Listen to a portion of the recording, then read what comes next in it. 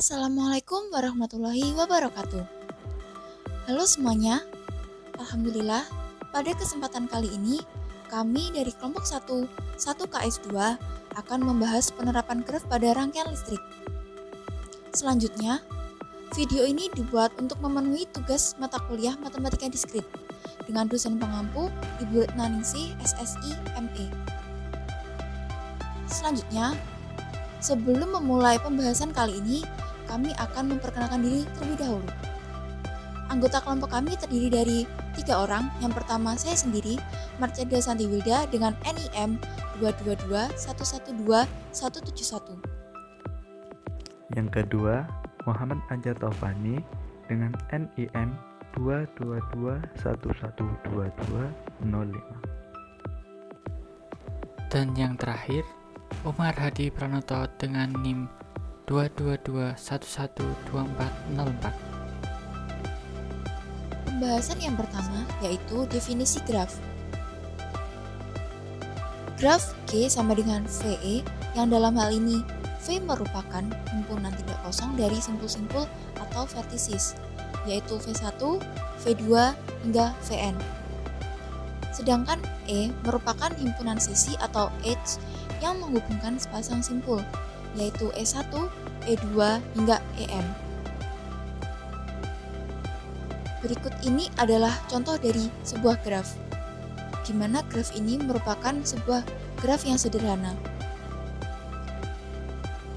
Graf ini terdiri dari V atau merupakan simpul, yaitu simpul 1, 2, 3, 4. Sehingga V terdiri dari anggota 1, 2, 3, dan 4. Sedangkan E merupakan sisi-sisinya, yaitu sisi 1, 2, 1, 3, 2, 3, 2, 4, dan 3, 4. Selanjutnya adalah tentang terminologi graf. Terminologi graf yang pertama yaitu ketetanggaan atau adjacent. Dua buah simpul dikatakan bertetangga jika keduanya terhubung langsung. Seperti halnya pada gambar graf di samping, simpul 1 bertetangga dengan simpul 2 dan simpul 3. Kemudian simpul 1 tidak bertetangga dengan simpul 4. Selanjutnya, terminologi yang berikutnya yaitu bersisian atau insidensi. Untuk sembarang sisi E sama dengan VJ, VK, dikatakan E bersisian dengan simpul VJ dan E bersisian dengan simpul VK. Pada gambar graf di samping, sisi 2, 3 bersisian dengan simpul 2 dan simpul 3. Selanjutnya, sisi 2, 4 bersisian dengan simpul 2 dan simpul 4. Dan sisi 1, 2 tidak bersisian dengan simpul 4. Selanjutnya, terminologi yang ketiga yaitu simpul terpencil atau isolated vertex. Simpul terpencil adalah simpul yang tidak mempunyai sisi yang bersisian dengannya. Seperti halnya pada gambar di samping, simpul 5 adalah simpul terpencil. Selanjutnya, saya Muhammad Anjar Taufani akan menjelaskan terminologi graf yang keempat, yaitu graf kosong atau null graf atau empty graf. Graf kosong ialah graf yang himpunan sisinya merupakan himpunan kosong atau NN. Nah, graf di samping merupakan contoh dari graf kosong, di mana sisi-sisinya merupakan himpunan kosong. Selanjutnya yaitu terminologi graf yang kelima, derajat atau degree. Derajat suatu simpul adalah jumlah sisi yang bersisian dengan simpul tersebut. Dapat dinotasikan sebagai dV. Pada graf di samping, D1 sama dengan D4 sama dengan 2, dan D2 sama dengan D3 sama dengan 3. Selanjutnya, terminologi graf yang keenam, yaitu lemma jabat tangan. Menurut teori lemma jabat tangan, jumlah derajat semua simpul pada suatu graf adalah genap, yaitu 2 kali jumlah sisi pada graf tersebut. Jika G sama dengan VE, maka sigma V kecil sama dengan V besar dV sama dengan 2 kali mutlak E.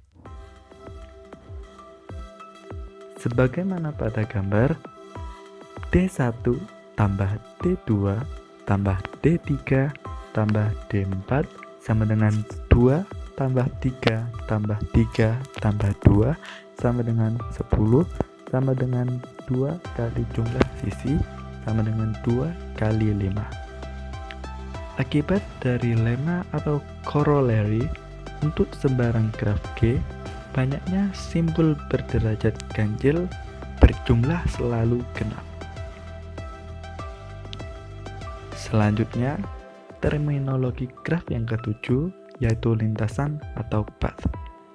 Lintasan yang panjangnya N dari simpul awal V0 ke simpul tujuan Vn di dalam graf G adalah barisan berselang-seling simpul-simpul dan sisi-sisi yang berbentuk V0, E1, V1, E2, V2, dan seterusnya hingga Vn-1, En, Vn, sedemikian sehingga E1 sama dengan V0, V1, E2 sama dengan V1, V2, dan seterusnya hingga En sama dengan Vn-1, Vn adalah sisi-sisi dari graf G.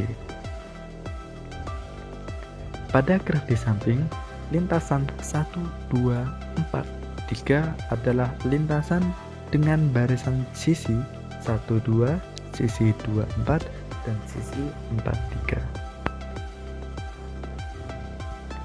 Terminologi graf yang ke-8 yaitu siklus atau cycle atau sirkuit atau sirkuit. Siklus atau sirkuit ialah lintasan yang berawal dan berakhir pada simpul yang sama.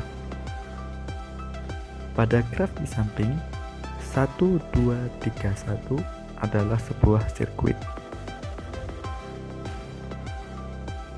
Selanjutnya, terminologi graf yang ke-9 yaitu terhubung atau connected. G disebut graf terhubung atau connected graph jika untuk setiap pasang simpul VI dan VJ dalam himpunan V terdapat lintasan dari VI ke VJ. Selanjutnya yaitu teori graf. Graf planar ialah graf yang dapat digambarkan pada bidang datar dengan sisi-sisi tidak saling memotong atau bersilangan.